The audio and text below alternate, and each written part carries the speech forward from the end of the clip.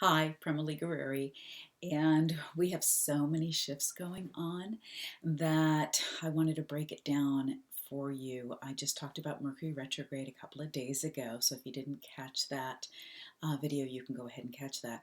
And we have a couple of eclipses. So we start off September 1st with a solar eclipse, and then we have another one on the 16th, which is a lunar eclipse.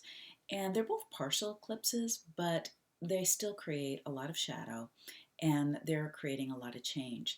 So, the purpose of eclipses on a soul level is to agitate certain areas of life for us personally and collectively to agitate us as well so that what isn't working for us anymore is brought to the surface and hopefully to make better decisions on, to clear out and let go of what isn't, to bring the truth about, especially with this eclipse that's happening on September 1st. It's really about um, bringing the truth and what's hidden to the surface. And because it's a solar eclipse as well, it really will indicate a new direction for us collectively, and one that my hopes is that is more connected to the truth, where the truth and the light is revealed more so in the leadership that we're experiencing on this planet right now. And also, it is also, something is going to be revealed for you, not necessarily on that day, on the day of the eclipse, September 1st, but it's going to start you in a new direction in a certain area of life, which is depending on where these eclipses are hitting you. So I want you to notice what's changing. How do you know what's changing? What's breaking down and falling away? What is no longer working for you anymore that was working before? What you are attracted to that is really pulling your heart or lights you on fire or is giving you a great deal of inspiration, or your deep intuition is just giving you that pull, that nudge, that it's time to walk through a new door and time to maybe let go of something else. A couple of different ways eclipses play out for us individually is material wealth and spiritual wealth, pulling us more into the world, and also that retreat from the world and having us have that opening, that transformation on our inner world. The solar eclipse is more about pulling us into the world, and whenever we're pulled more into the world, we have to remember that there's a lot of illusion and delusion in the world as well. So you have to know what's true for you personally when you go to engage in something new, or you may get stuck in some shiny object or on somebody else's purpose but your own. So you have to stay true to yourself first and know what you're on point for. That's what I teach people in my On Point Academy, to stay really true with what you're on point for the movement, the mission, the purpose, the work, the great work that you're here to do in the world. And it's okay if the pathway changes for that, but that you don't get diluted, because one of the things that can happen with eclipses is because they're a shadow, they actually, it's the nodes of the moon casting a shadow between the earth and the sun.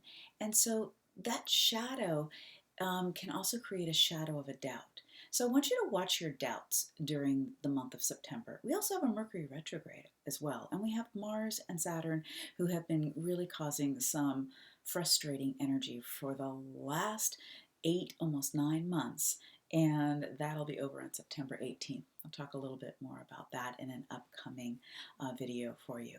So here's what I want you to do. I invite you to keep your sea legs on. You've probably heard me say this before. What that means is there's change coming. So when there's change coming, that you have a spring in your step, you're flexible enough in the way you do things and in the way you respond. So you're not in reaction, and you realize that everything coming at you is for you. At some level, there's something in it for you. Keep your sea legs on, go with the flow. The energy may shift in the way that you get to your destination. But this isn't the time to necessarily, the month of September is not really the time to make any big new decision about a long term choice. It is a time to stay on point for what you're on point for, open up to what's new. Something new is going to drop in.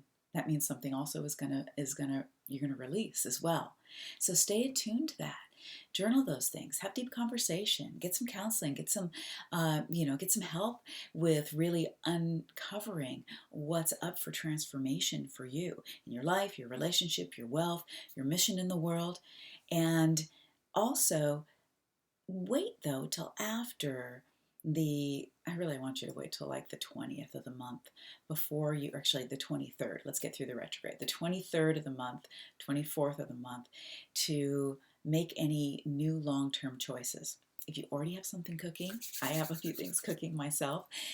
It doesn't mean you need to not do those, even though they're long-term. They've already been brewing in you. You're already working on those things. If something's come your way, that's a new choice, and there's a lot of urgency, and you've got to decide now, and it's new, take a deep breath, open up, and give yourself this first 3 weeks of the month to investigate it, to open up to it. If it's the right choice for you, it'll still be the right choice for you come September 24th. If you want to know how to more successfully navigate this Mercury retrograde that's going on this whole time we're having this eclipse pattern, so we've got double change going on, then you want to take advantage of my Mercury retrograde success map. These are lifelong skills that you need to have to navigate Mercury retrograde. 3 to 4 times a year we have them, and you get your personal Mercury retrograde reading report that is going to be good through this Mercury retrograde and also the next one, which we have right at the end of the year, the end of December. So that, and there's also a meditation in that and some great tools for you to be able to navigate times of change that are presented and your specific area that you're being called to release and to embrace the new in. Okay, much love to you. If you need any further help, reach out to me. I've got lots of resources for you and lots of ways that I can help you navigate your business, your mission on this planet, and your life so it's successful on your own terms. Much love. Namaste.